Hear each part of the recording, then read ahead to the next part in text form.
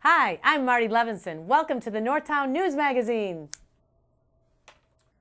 Hi, I'm Marty Levinson, Avi's barber, located on Toohey next to New York Bagel and Bialy, and we welcome you to Northtown News Magazine.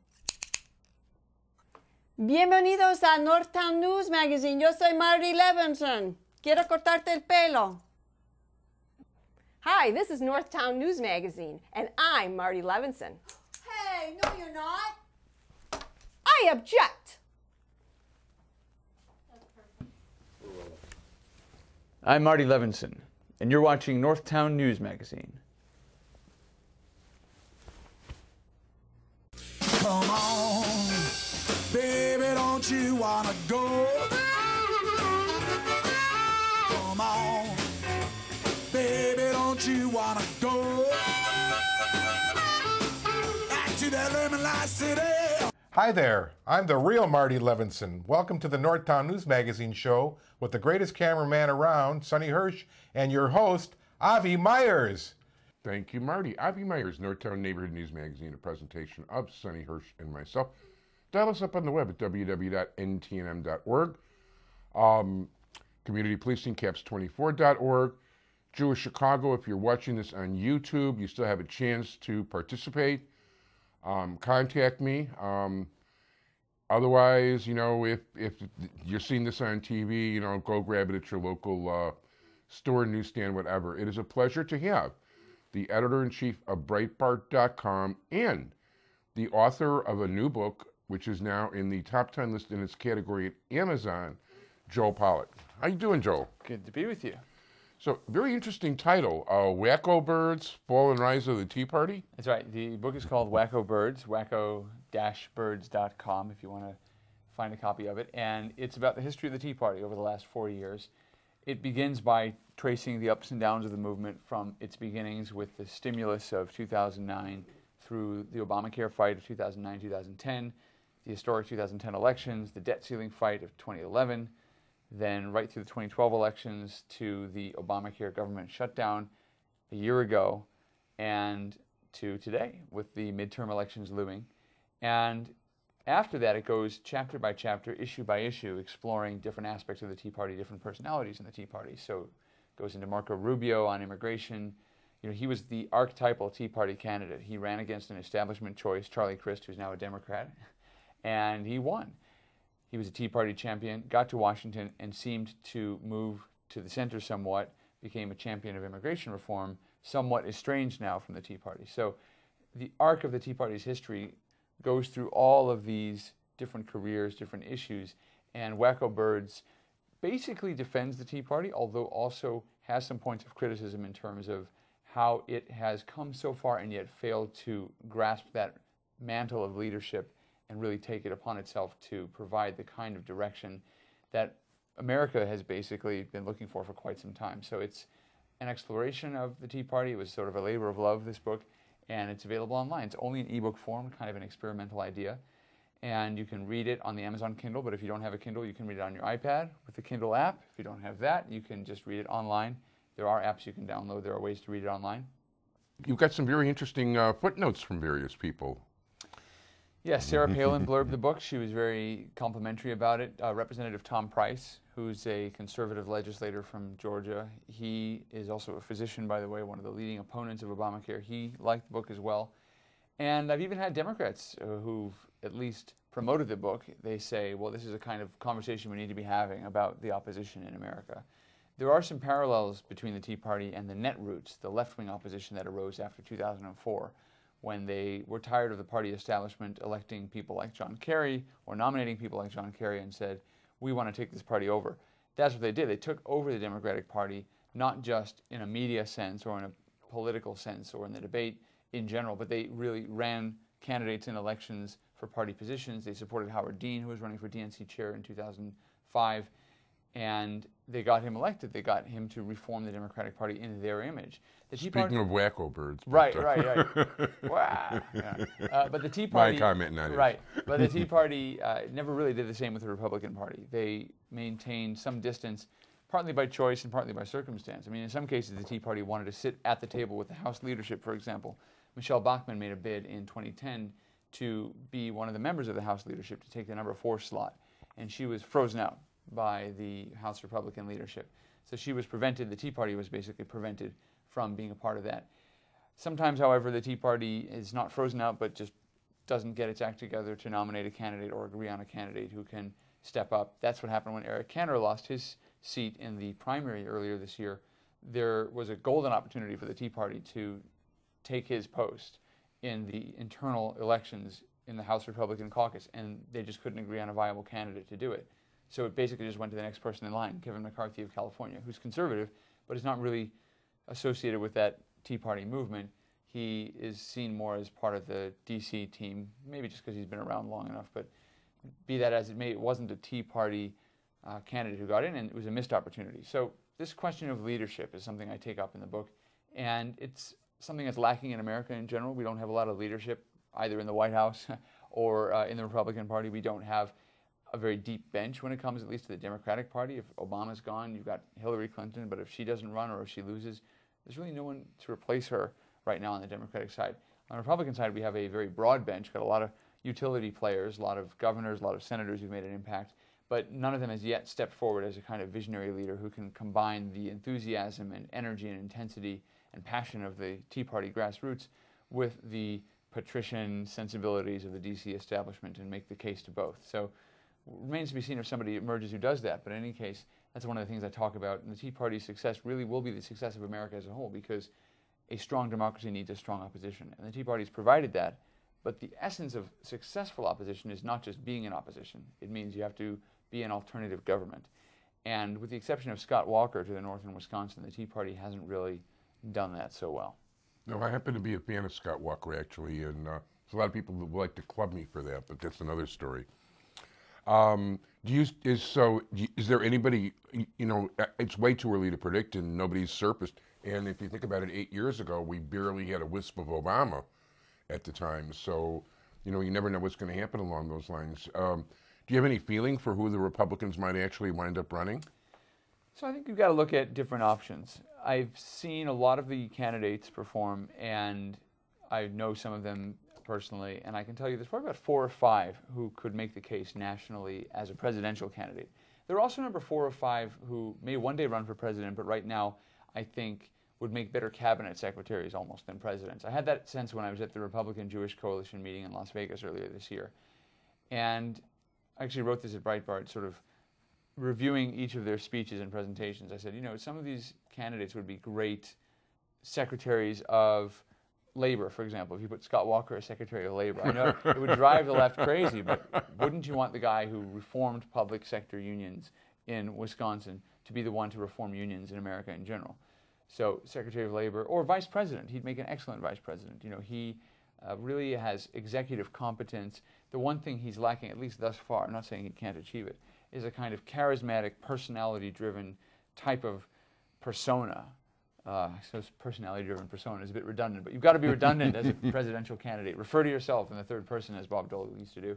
And he needs that larger-than-life capacity, and he may build that up yet. And maybe that's not what voters will want in 2016, but I think that's what many expect. I think he'd be an excellent vice president.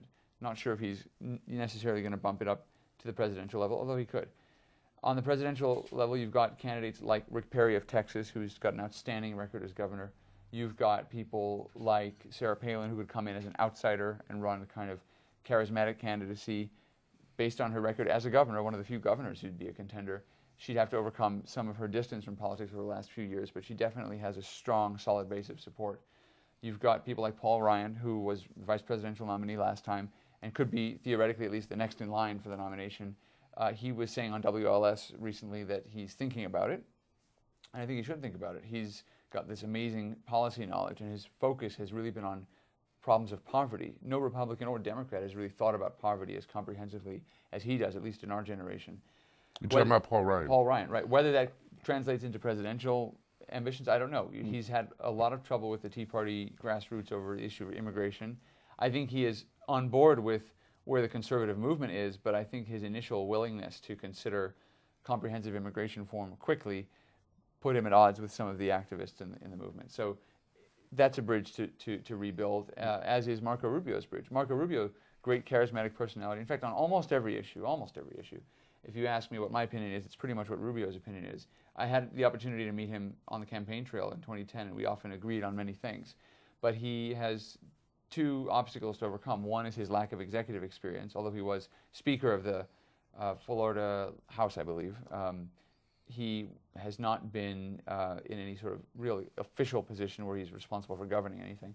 And the other thing is this immigration push, where he really came out at the raw end of the deal. He was the key member of that Gang of Eight in the Senate who passed that very deeply flawed bill that conservatives basically just rejected. So he's got to rebuild those bridges, and that doesn't mean he can't do it, but he's got the personality. He's got, in a sense, a new pedigree that he brings to the table. You know, Hillary Clinton will be running on gender, and Marco Rubio can say, well, I'm the first Latino candidate for president, and here I am. And that could definitely excite voters, not just in the Latino community, but in general, that the Republican Party is bringing a new face to American politics. I think he's a contender. Rand Paul is looking at it. Ted Cruz is looking at it. Senators are always, again, at a disadvantage. They don't have the executive experience, and I think after Obama, there's going to be a premium put on executive experience because he didn't have any. Likewise with Hillary Clinton, her executive experience is pretty lengthy, but it's bad. I mean, I don't think she's really done anything useful as Secretary of State for the most part. You can maybe point to one or two things, most of which have fallen apart. I mean, I think her one achievement as Secretary of State was really the rapprochement with Myanmar or Burma, where that government moved away from authoritarianism toward democracy. But that's not going too well lately, and she was responsible for some of the worst policies, the Russian reset, the fumbling of the Arab Spring, pressure on Bibi Netanyahu, which started early in the Obama administration. She was very proud that she had yelled at Bibi over the phone for 45 minutes. And then, of course, Benghazi. So all of these things really, I think, hurt her executive record, and so that means Republicans will be looking for someone with an executive record that contrasts favorably with hers. Or maybe it just means that executive experience is not going to be as much of an issue as it might otherwise have been. Who knows? It should be. It really not only should be. Right. Benghazi should have topped Watergate when it comes to scandals. But right. That's another story. It's exciting how many different qualified Republicans there are. I think on the left there's also some exciting stuff happening. You could see a genuine socialist, Bernie Sanders, jumping into the ring and contesting the nomination with Hillary Clinton. I think people sense a space to Hillary's left. Now, Hillary is actually very left. I mean, we recently learned from the Washington Free Beacon, one of our competitors, did a very good research and found that she had corresponded with Saul Alinsky when he was head of the radical organizing movement in the late 1960s. She wrote her college thesis on Saul Alinsky, was an admirer of his. She's really the genuine deal when it comes to radicals, at least from the 1960s perspective. Yes, she moderated somewhat, and yes, Bill Clinton is not as radical as she is or was. So she's come to symbolize a kind of moderation. But more than that, I think the left just feels like she's not their candidate. She's so much part of the party mechanism. They want to. They're also kind of addicted to these gestures of protest politics. So they want someone who's really left, as opposed to Hillary Clinton. Not good enough that she opposed the Iraq War in the end. They'll still hold against her that she voted for it in the beginning. So Bernie Sanders may be a candidate. Elizabeth Warren may be a candidate. There may be others. That could be exciting as well. I think that we have yet to see the contours of the race unfold. I don't think it's going to be the kind of exciting, energetic, all-consuming campaign that 2008 was. I think it might be a rather plodding affair, the kind of lesser of two evils, or as Michael Moore says, the evil of two lessers that we were used to in decades past, and maybe that's a good thing. You know, maybe we're not good at putting all our faith in a charismatic cult of personality, which is my characterization of Barack Obama's presidency and candidacy. I think that Americans might be ready for a more reasonable comparison, if somewhat dismal comparison, between deeply flawed political candidates. And for all of the excitement about Republicans, every one of these candidates has flaws because they're human beings, but also because there is no real clear charismatic frontrunner right now. The person who could play that role is Sarah Palin. Not clear that she will, and of course she'll face a lot of opposition because the media just love to hate her. I was talking to a very respected journalist recently who insisted that Sarah Palin had said she could see Russia from her house. This is a very well-informed person, very high up in the media. Didn't know that never actually happened. That she said there are parts of Alaska from which you can see Russia, which is true. And then Tina Fey turned it into you can see Alaska, you can see Russia from my house. She actually really looked so much like Sarah Palin. Yes, Tina Fey did a very good impression. So maybe that's why. Maybe that's a credit to her acting ability. People really get fooled by the simplest things, and right. you know, people see something in the media and they take things for granted. I mean, if you were to take a look about what she had to say about Russia in general, I mean, she had a better handle on them, as did Mitt Romney, than the present administration. Absolutely. She's been right about almost every foreign policy issue. If you go back and look at what she said, she anticipated the invasion of Ukraine, which has happened. I mean, who would have said that? 10 years ago, there'd be a land war in Europe again. But Sarah Palin said that if we yield to Russia in Georgia, this is going to happen. And she was right. And the press mocked her or ignored her. Obama ridiculed her. Mocked her, totally Right. mocked her. Obama ridiculed Mitt Romney when he said that Russia was our #1 geopolitical foe. Obama said, the 1980s called, they want their foreign policy back. I remember that. Well, it turns out it wasn't the 1980s on the phone, it was the 1970s, and they were calling Barack Obama to tell him to stop being Jimmy Carter. Basically, he's doing his Carter impression. And actually, I was up visiting Sarah Palin recently. I had the opportunity to visit with her, and I gave her as a gift, because she was having me over for dinner, I gave her just a token. I gave her the book by the Lubavitcher, about the Lubavitcher Rebbe, one of the new biographies about the Rebbe. Interesting. And I pointed out to her that the Rebbe had reacted to the Iran hostage crisis with great alarm and said, this is really dangerous, because if the United States remains seen as weak in the Islamic world, not only will Islamic terrorists and the Iranian revolutionary regime continue to challenge the U.S., but the Soviets will challenge the U.S., radicals of all kinds will challenge the U.S. This is terrible for America, for American security. And the Rebbe was very, very concerned about it, as he was concerned about many international issues. And so we had a discussion about that, and he was ahead of his time in the same way. Sarah Palin was also ahead of her time, looking at the bigger picture, which sometimes gets lost in the everyday news cycle. Obama's a master of the day-to-day news cycle for the most part, but he doesn't have that overall strategic picture. He said a few weeks ago, I've got no strategy for dealing with ISIS. And he was trying to reassure people, because he thought, the American people don't want to go to war. Well, it turns out Americans do want to go to war with ISIS, maybe not with combat troops, but people really wanted to see America respond to the beheading of those journalists and the massacres against Christians and other groups. So Sarah Palin was right, got a raw deal, was never subject to the kind of soft treatment that Obama and Joe Biden, of all people, got. Conversely, they never got the scrutiny she got. So we'll see the same in 2016. We'll see Hillary Clinton treated very nicely, a lot of her history sort of wiped away. If Obama was sort of the Facebook candidate, Hillary Clinton is the Snapchat candidate. Snapchat is this application on your smartphone that allows you to take a picture and send it to somebody, and then it deletes itself after 10 seconds. It's a way of sort of showing someone something and then having it disappear. Kids are using it for all kinds of nefarious and naughty purposes, so that nothing on the internet will live forever. That's the idea. Well, Hillary Clinton's sort of the Snapchat candidate. She wants to have her history disappear and never really recur again in the public imagination or memory. And I think that she's going to have help from the media in doing that. She's going to have a lot of help from the media, because they're active participants as opposed to impartial observers. And I will never forget, in those Obama-Romney debates, the way Martha Raddatz, as moderator, served as cheerleader and guide for Barack Obama in a way that should have gotten her fired permanently from her job as a reporter at ABC, and she should have entered the world of public relations where she really belonged. One of the things one of the interesting facts I found is that over the last 40-something years, under Republican administrations as opposed to Democratic administrations, there's actually been 8% more granted to entitlements under Republicans than Democrats. And while the Tea Party has some attractive aspects, big government Republicans, and John Kiss likes to write about this stuff sometimes, I take a look at somebody like Jeb Bush, and the idea of a big government candidate, to me, scares me almost more than party labels sometimes. Right. The interesting thing about big government Republicans is the left never gives them credit for expanding entitlements. They'll acknowledge it grudgingly, sort of in the footnotes of their own self-congratulatory history. But does Richard Nixon get credit for passing the National Environmental Protection Act? No, he doesn't. Does George W. Bush get credit for what he did to expand urban health clinics? No, he doesn't.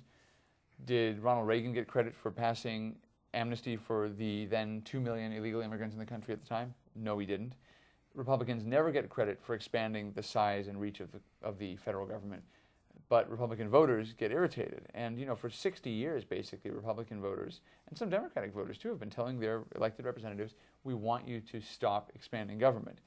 We want government to be there when we need it. We want it there for public goods like roads and police and so forth, but we don't want it to run our lives. And there is a small minority of Americans who do want the government to run their lives because they don't want to take responsibility for their own lives. We have those welfare systems in place. The great achievement of Bill Clinton was to trim some of those systems. That was a tremendous achievement. Right, and he's gone back on that achievement now, by the way. He disowned that achievement in 2012. Wow. When Obama changed the work rules that Clinton had put in place. Clinton gave his hechsher to the whole thing and said, this is okay. It's effectively undoing his own legacy. And I wrote at the time, Clinton turned out not to be such a great third-way politician after all. It wasn't that he was really ideologically navigating between the social safety net on the one hand and the market on the other and trying to find a way to marry the two. No, this was all about politics, actually, for Bill Clinton, not about principle. He just wanted to find a way not to turn off the Reagan Democrats anymore. He wanted to bring them back into the Democratic fold. Because otherwise, why would you endorse Obama's policies on welfare, which just have vastly expanded the welfare rolls, have decreased the size of the working population in terms of number of people leaving the workforce? Yeah, the unemployment figures only go up when people actually lose their benefits. That's when, people really don't feel any compulsion to get up and do things. When you grant people money like that, you're taking away the incentive. Right. I've written about this at Breitbart before, but you can sort of trace some of the decrease in unemployment to the expiration of unemployment benefits. Obviously, not everybody who's on unemployment benefits is there just to take advantage of the system. There are many people who are really struggling to find work, who can't find work. But there are others who are using unemployment benefits as a crutch, who can find jobs, and when their benefits run out, that's when they do find jobs. Early on in the recession, there was an economics professor, I believe it was Robert Barrow, who wrote that our unemployment rate would be something like 2 points lower, and we would have retained millions more jobs if we had only expanded unemployment benefits to 36 weeks instead of 99 weeks. 99 weeks is a long time. I think previously they were in the 20s somewhere. I think it was about 20 weeks of unemployment benefits, 20 to 25, and we expanded it to 99. He said if we had just done it to 36, we would have encouraged people to look for jobs, to create businesses. My brother's now a very successful restaurant entrepreneur in San Francisco. He was unemployed for a short period of time. For him, unemployment was a bridge, not a destination. And that's what it's supposed to be, but we've allowed it to become a destination, an endpoint for too many people.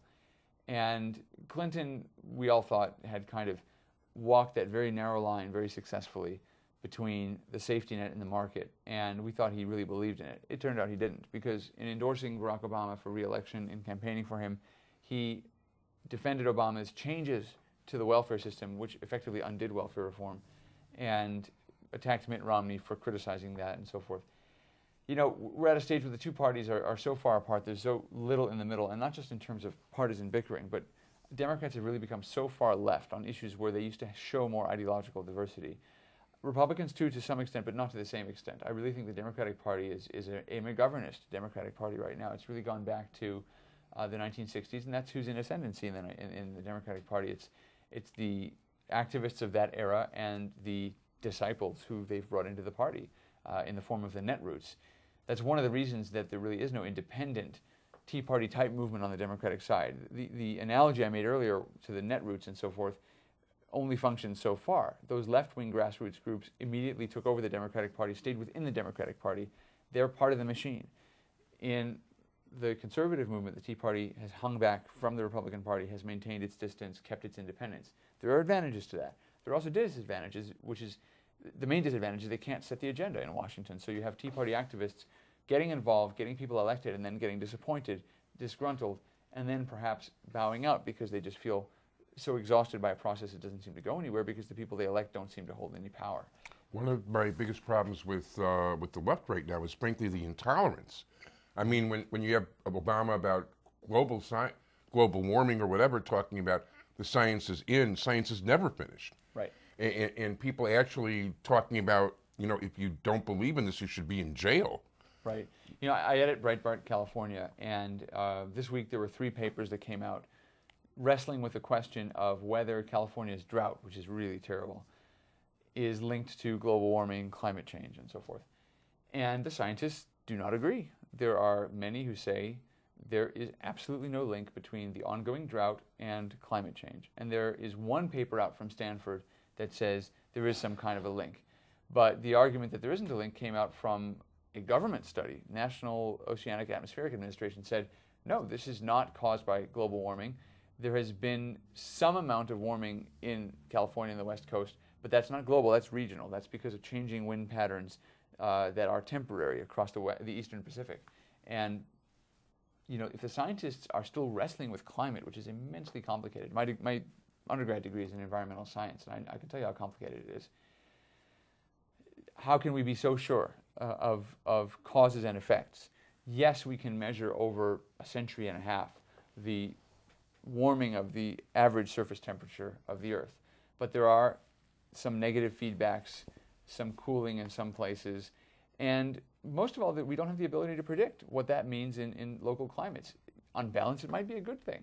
We might see farmland becoming more productive. We might see changes in our climate that serve to make human life easier in some places. I agree with that. You don't know. You know, Chicago could do with some global warming, I think. Yeah. I agree. I would love to see the temperature more like St. Louis or downstate Right. Illinois. That'd be wonderful. Now, you know, it's easier to mitigate the negative impacts of climate change than it is to try to control the planet's weather, which we can't do.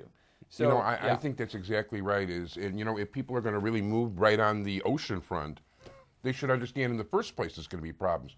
When I was a kid, before you were born, Lake Michigan was washing in right off the outer drive at Hollywood. And they were worried about those buildings and how safe they were with the water continually washing in. There's a natural cycle. My short answer to all this, and then back to you for the last couple of minutes, is if you look at the second paragraph of Shema, basically God tells you that if you're good and if you listen to him, you'll get rain, your cattle will get fat, the grass will grow, all the rest of it. So I look at that as something that God controls. I'm not saying that there aren't things that aren't happening on Earth, but you know what? It's your time. You go ahead. Well, I think that's true. I mean, I think that there's some things that are just out of our hands. The best we can do is to be the best we are, to be the best we can be. And, you know, it's interesting that the American electorate is so disgruntled with things happening in Washington. You see it in Illinois with the race, people starting to look at independent alternatives rather than candidates from the two parties. You see it in California. You see it nationwide. You know, there's a nationwide anti-incumbent fervor. People are upset. And yet, people understand in the back of their minds when they're going to the polls and voting these people out that it's not enough just to vote somebody out. You've got to have some direction forward, and that's really what's missing. And that's what I talk about in Wacko Birds. And, you know, Wacko Birds was a name given to the Tea Party by John McCain when he wanted to disparage them. And they kind of took that label and said, well, we're going to embrace this label. And, you know, that's part of the problem, is that reasonable people, conscientious and sincere people who get involved in the political process are often subject to labeling, subject to abuse, called wackos, you know, slandered like Sarah Palin was slandered. And it's something that people are disgusted by with our politics, and I think that people are looking for leadership that obeys a higher moral standard, the kind of standard you were talking about. No, that would be very nice, beyond question. I want to congratulate you on having Wacko Birds in the top 10 in its category at Amazon. And people can check it online, Wacko Birds, The Fall and Rise of the Tea Party. Joe's stuff is always very interesting. There's all sorts of interesting notes from not just Sarah Palin, but I don't remember the whole list. I mean, I just remember Sarah Palin. That was kind of cool. I'll ask you about her after we're off. You got a lot of fans in town, and they're going to miss you. So, yeah. You know, I have these ladies coming on the show who from the right who were actually trying to outdo you on the Marty Levinson thing. They didn't come close, frankly. I mean, they are prettier than you, but, you know, and they're pretty terrific people. In any event, do people would like to contact you and check you out at Breitbart? At Breitbart, on Facebook or Twitter. Twitter is just at Joel Pollak, and wacko-birds.com is the book website. Terrific. I want to thank you very much for coming Thank you here. for being, Welcome back to town, and, you know, good luck in your endeavors. Thank you. Thank you, everybody. Thank you, Sonny. Bye-bye.